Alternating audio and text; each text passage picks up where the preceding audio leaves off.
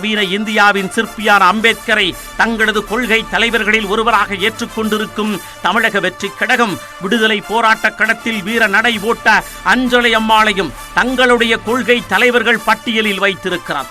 முன்னேற துடிக்கிற சமூகத்தில் பிறந்து இந்த மண் பின்தங்கிட கூடாது என்பதற்காக அதோட முன்னேற்றத்திற்காக பாடுபட்ட அஞ்சலை அம்மாள்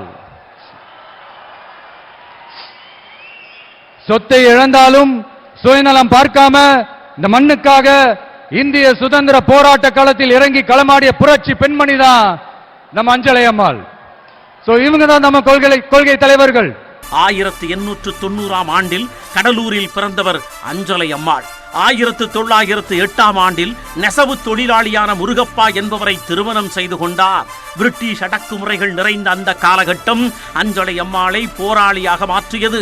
காந்தியடிகள் ஒத்துழையாமை இயக்கத்தை தொடங்கிய போது தென்னிந்தியாவில் அந்த போராட்டத்தில் பங்கேற்ற முதல் பெண் என்ற பெருமையை பெற்றார் அஞ்சலை அம்மாள்.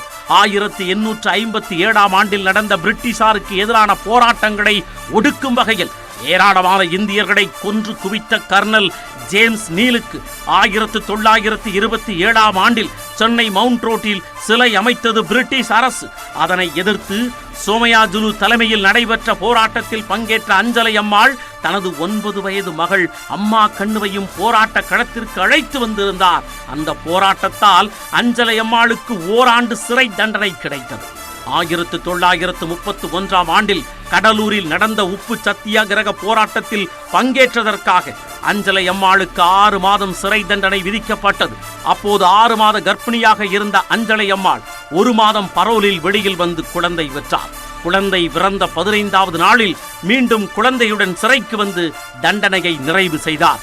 1931 ஆண்டில் சென்னையில் அனைத்திந்திய மகளிர் காங்கிரஸ் கூட்டம் நடந்தபோது அதற்கு தலைமை தாங்கும் பொறுப்பு அஞ்சலை அம்மாளுக்கு வந்தது.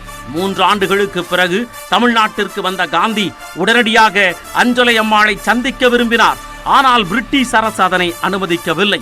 எதற்கும் அஞ்சாத அஞ்சலை அம்மாள் பர்தா அணிந்து வந்து காந்தியை சந்தித்தார். அவரது மன உறுதியை பாராட்டிய காந்தி அஞ்சலை அம்மாளை தென்னிந்தியாவின் ஜான்சி ராணி என்று அழைத்தார். சென்னை மாகாணத்திற்கு தேர்தல் நடைபெற்ற போது கடலூர் தொகுதியில் போட்டியிட்டார் அஞ்சலை அம்மாள்.